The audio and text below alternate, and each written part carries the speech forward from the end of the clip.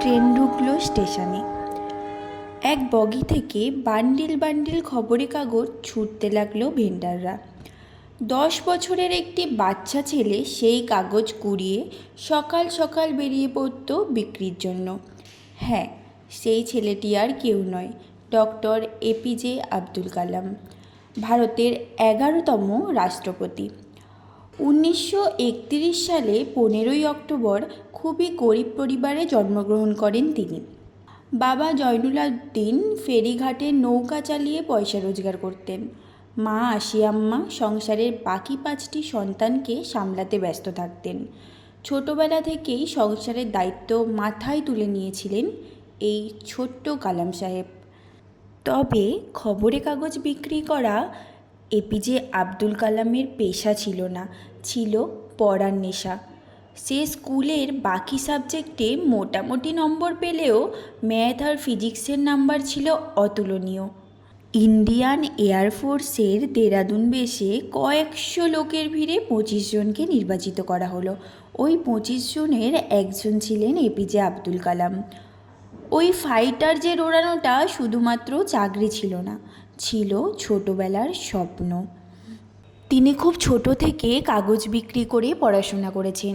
Saint Joseph college থেকে গ্র্যাজুয়েটও হয়েছেন।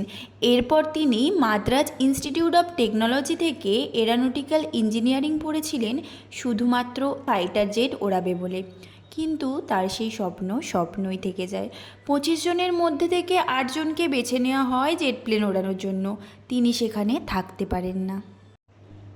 মনে কষ্ট হলেও নিজেকে সামলে তিনি এরপর 1958 সালে মাসিক 250 টাকার বিনিময়ে জয়েন করেন directorate of technical development and প্রোডাকশনে।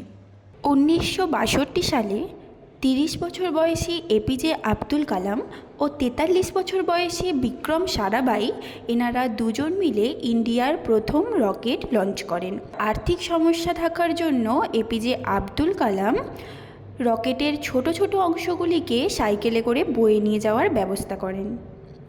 এইভাবে 1965 সালের 15ই আগস্ট প্রতিষ্ঠিত হয় ইসরো। এরপর আব্দুল কালাম সাহেব ফার্স্ট স্যাটেলাইট লঞ্চ করেন, কিন্তু সেটাতে তিনি ব্যর্থ হন। তিনি সিদ্ধান্ত নেন আগামী বছরের মধ্যে তিনি সব কিছু ঠিক করে আবারও স্যাটেলাইট তৈরি করবেন, এবং তিনি 11 মাসের মধ্যেই নতুন স্যাটেলাইট পাঠিয়ে সাফল্য পান। পুরো দেশ জুড়ে জয় জয়কার ছড়িয়ে পড়ে এপিজে আব্দুল কালামের। ঠিক এরপরেই উনি তৈরি করে অগ্নি ও পৃথিবী নামের 2 মিসাইল, যা ভারতীয় আর্মিদের সম্পদ। একের পর এক সাফল্যে চূড়ায় পৌঁছে যায় তিনি। 1981 সালে ওনাকে পদ্মভূষণ উপাধি দেওয়া হয়। ঠিক এরপরই 1990 সালে পদ্মবিভূষণ উপাধি দেওয়া হয়। 1997 সালে ভারতরত্ন পুরস্কারে পুরস্কৃত করা হয় এপিজে আব্দুল কালামকে। এরপর 2002 সালের 25শে জুলাই ভারতের 11তম রাষ্ট্রপতি হিসেবে শপথ নেন তিনি। হয়ে উঠলেন রাষ্ট্রপতি এপিজে আব্দুল কালাম। 2015 সালে 27শে জুলাই 2.5 ঘন্টা বিমানে চেপে এবং 2.5 ঘন্টা গাড়িতে চেপে তিনি পৌঁছেছিলেন শিলং। এরপর 6:30টায় তিনি ছাত্রছাত্রীদের উদ্দেশ্যে বক্তৃতা রেখেছিলেন, কিন্তু মাঝপথেই থেমে যায় তিনি।